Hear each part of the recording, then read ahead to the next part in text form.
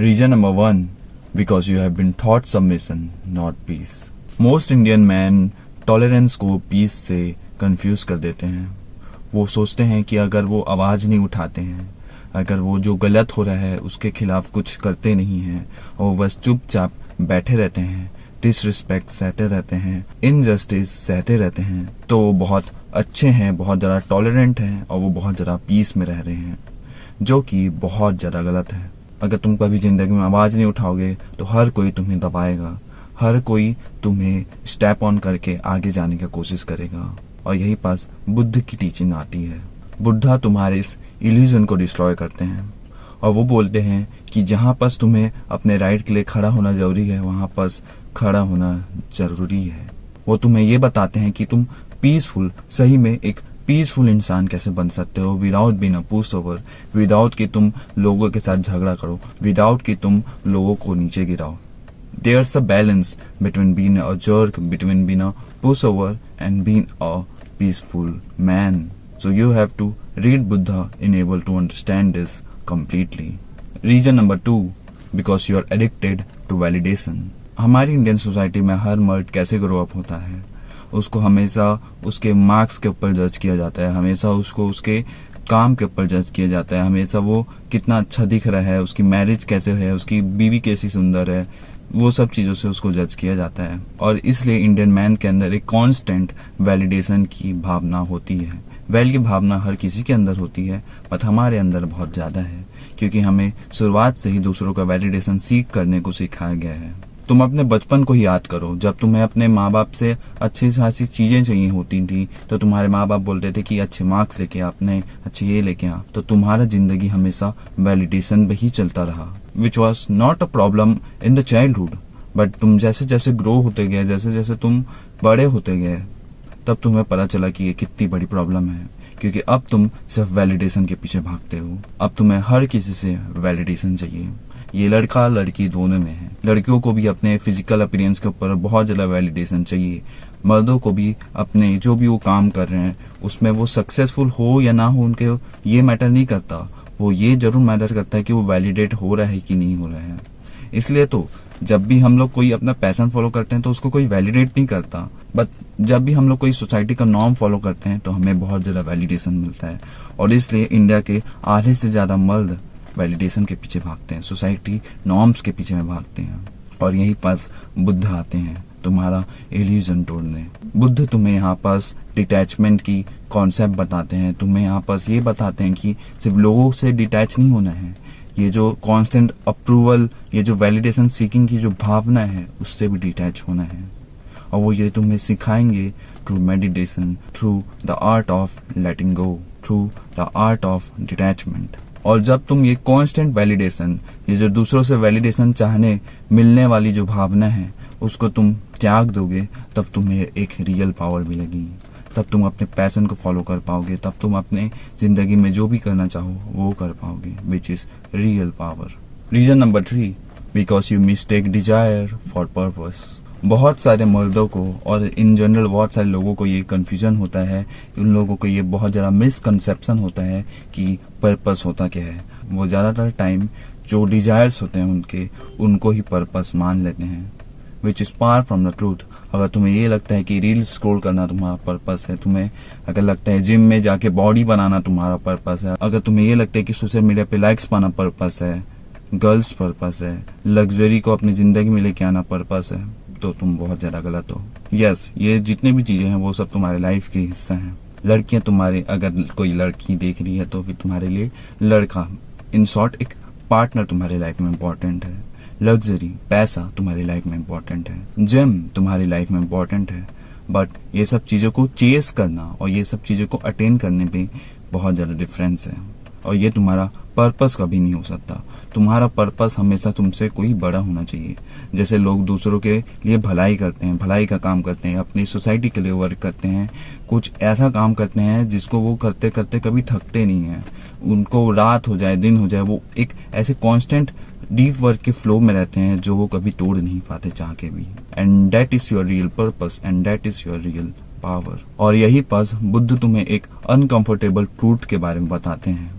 You are not free, you are enslaved by your desires by your senses, जो कि सच है। अगर तुम ये सब चीज़ों को अपना पर्पस मान के बैठे हो तो तुम कभी फ्री नहीं हो पाओगे, क्योंकि ये सब तुम्हें और ज़्यादा अंदर दबाते हैं, ये सब चीज़ें तुम्हें और ज़्यादा इंस्लेव बनाते हैं, और इससे तुम्हें बाहर निकलना बहुत ज़्यादा जरूरी है। तो तुम्हें बुद्ध को पढ़ने से पर्पस और डिजायर्स के बीच का डिफरेंस पता चलेगा, which is very very powerful, which is very very important. Reason number 4, because your anger isn't masculinity. बहुत सारे मर्दों को, स्पेशली इंडियन मर्दों को, ये मिसकंसेप्शन होता है कि उनका एंगर, उनका डोमिनेंस मैस्कुलिनिटी है, क्योंकि हमारी सोसाइटी, हमारी कल्चर, हमारी मूवीज में ये दिखाया गया है कि जो इंसान रेजफुल होता है, जो मर्द बहुत ज्यादा डोमिनेंट होता है, जो मर्द बहुत ज्यादा गुस्से वाला होता है, मतलब रौब झाड़ने वाला होता है, वो एक रियल मर्द होता है, वही एंग्री यंग मैन वाली image, which is far from the truth. एक रियल मैन की डेफिनेशन तुम्हें बुद्ध बताते हैं। रियल मैन वो नहीं होता जो डोमिनेंस दिखाता है, रियल मैन वो नहीं होता जो गुस्सा दिखाता है, रेज दिखाता है, लोगों के सामने रौब झाड़ता है। रियल मैन वो होता है जो अपने इमोशंस के ऊपर कंट्रोल करना जानता है, जो अपने रेज, जो अपने एंगर, ये सब चीज़ों के ऊपर कंट्रोल करना जानता है। वो अपने इमोशंस को सप्रेस नहीं करता, वो अपने इमोशंस को कंट्रोल करता है। बाकी ये जो हम इंडियन मैन्स हैं, वो हम लोग सिर्फ अपने एंगर, अपने इमोशंस को कंट्रोल करने के ऊपर फोकस करते हैं, विच बैकफायर्स अ लॉट। क्या ये जो सप्रेशन है, इससे हम लोग फ्री करते हैं?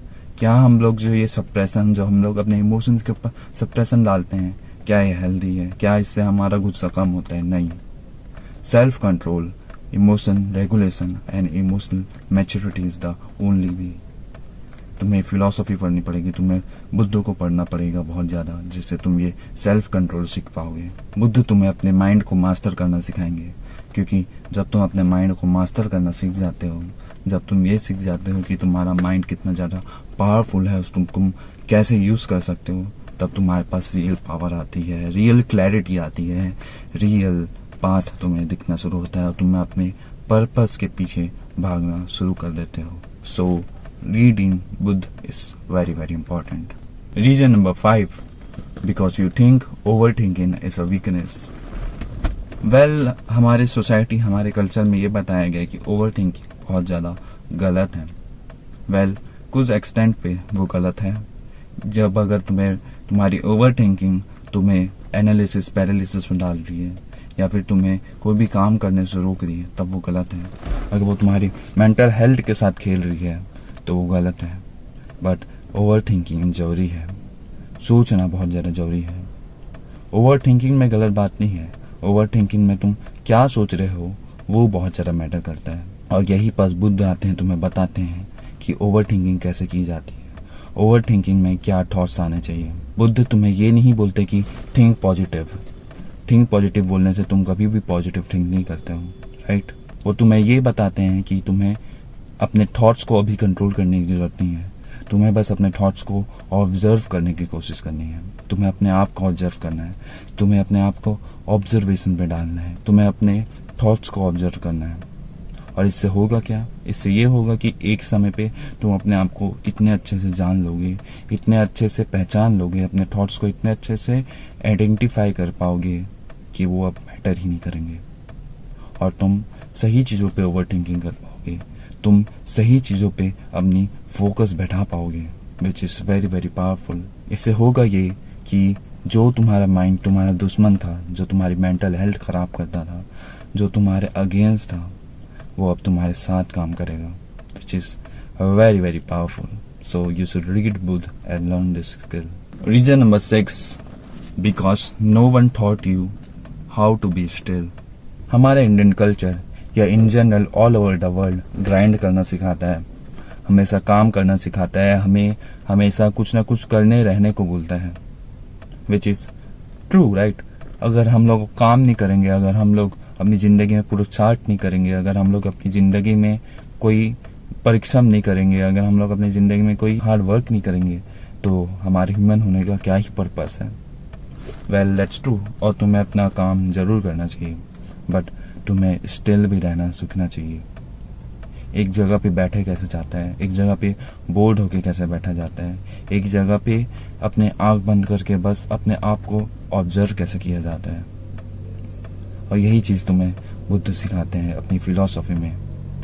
वो तुम्हें ये बताते हैं कि कैसे तुम एक जगह पे स्थिर होके बैठ सकते हो, कैसे तुम स्टिलनेस महसूस कर सकते हो, कैसे तुम बाहर के थॉट्स को निगेट कर सकते हो, कैसे तुम अपने आप से जुड़ सकते हो, कैसे तुम अपने अंदर झांक सकते हो। ये सब चीज़ें तुम्हें बुद्ध बताते हैं। और जब तुम ये स्टिलनेस सीख लोगे, जब तुम ये बोरियत में रहना सीख लोगे, और जब तुम ये स्थिरता सीख लोगे, तब तुम्हें एक पीस की प्राप्ति होगी। तब तुम्हें ये लगेगा कि तुम्हारी लाइफ कितनी ज़्यादा पीसफुल है, which is very very powerful and which is very very important. And that was it. That was the video. ये वाली वीडियो मैंने बहुत ज़्यादा शॉर्ट रखी है क्योंकि ये एक एक्सपेरिमेंटल वीडियो है कि मेरी जो पिछली वीडियोस, ये जो सीरीज़ है वो अभी भी चल रही है कि नहीं चल रही है। ये एक एक्सपेरिमेंटल वीडियो था। और बट या even if it's a experimental video, मैंने मेक श्योर किया है कि मैं अच्छे पॉइंट्स रखूँ, तुम्हें एक अच्छे फिलोसोफर से इंट्रोड्यूस करूँ और तुम्हें इंकरेज करूँ फिलोसॉफी पढ़ने के लिए। अगर तुम्हारे पास कोई और फिलोसोफर्स की लिस्ट है then please let me know in the comments below. अगर तुम्हें किसी और चीज़ के ऊपर वीडियो चाहिए, अगर तुम्हें कोई ऐसी प्रॉब्लम दिखती है अपनी इंडियन सोसाइटी में जो कि तुम चाहते हो कि मैं एड्रेस करूँ, वो भी बता सकते हो। अगर तुम्हें तुम्हारी लाइफ में कोई प्रॉब्लम है वो भी बता सकते हो। आई विल मेक श्योर कि मैं उसके ऊपर एक साइंटिफिकली एक्यूरेट और साइंटिफिकली बैक्ड वीडियो बना सकूं जिससे तुम्हारी हेल्प हो सके। Till then read Buddha, read all the philosophers. और अगर तुम्हें और जानना है कि ये फिलोसोफर्स कौन कौन से हैं तो तुम ये वाली प्लेलिस्ट जरूर चेक करना। I will meet you in the next video. I hope the best for you.